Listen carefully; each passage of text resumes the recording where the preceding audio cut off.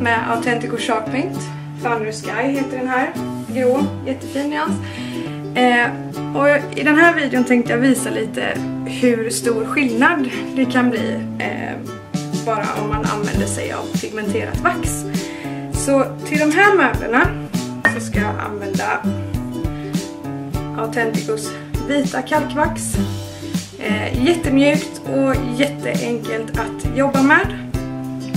Jag brukar använda bara en luddfri trasa när jag tar på vax. Men till det här, ni ser att det är väldigt mycket mönster här i.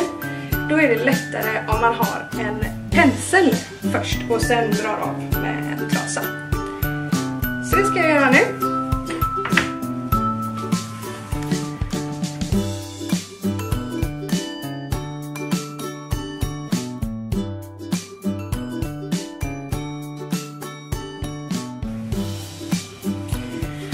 Ofta så har man en rund pensel när man jobbar med vax. Men jag har ingen rund pensel och det går alldeles utmärkt med vilken billig pensel som helst. En platt till exempel. Den här trasan som jag använder är bara sönderklippt gammal lakansbit. Och i och med att vaxet är vitt nu då så har jag valt en vit trasa för jag vill inte att den ska ludda av sig. Jag tror inte att den skulle göra det, men om den skulle göra det så har jag valt en vit. Och så börjar jag då med penseln så jag kommer ner i de här alla mönstren liksom. Och det är inte så jättenoga med hur du lägger på detta nu för att jag ska ändå torka av det sen. Så till exempel. Och så tar jag trasan.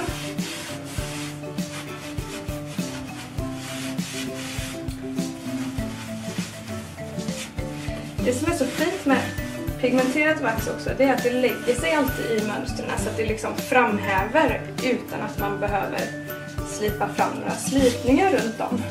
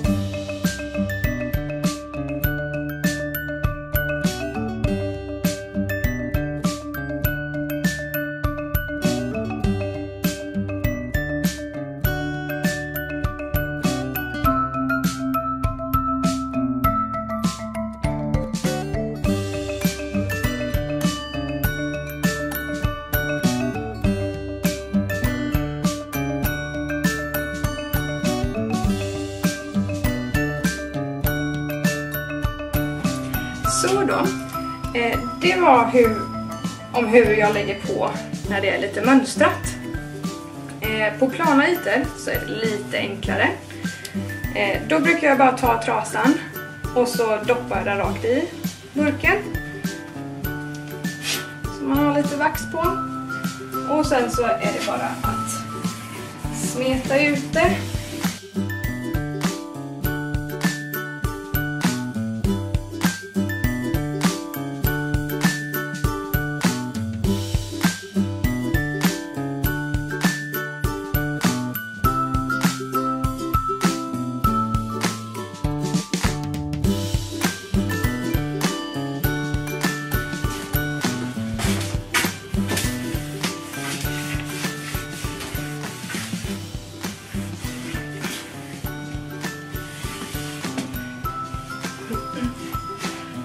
Avslutningsvis så brukar jag alltid dra ganska lätt då. När jag känns som att det är liksom en lagom med vax på. Så brukar jag dra åt ett och samma håll så att man inte får alla de här jätteojämna linjerna.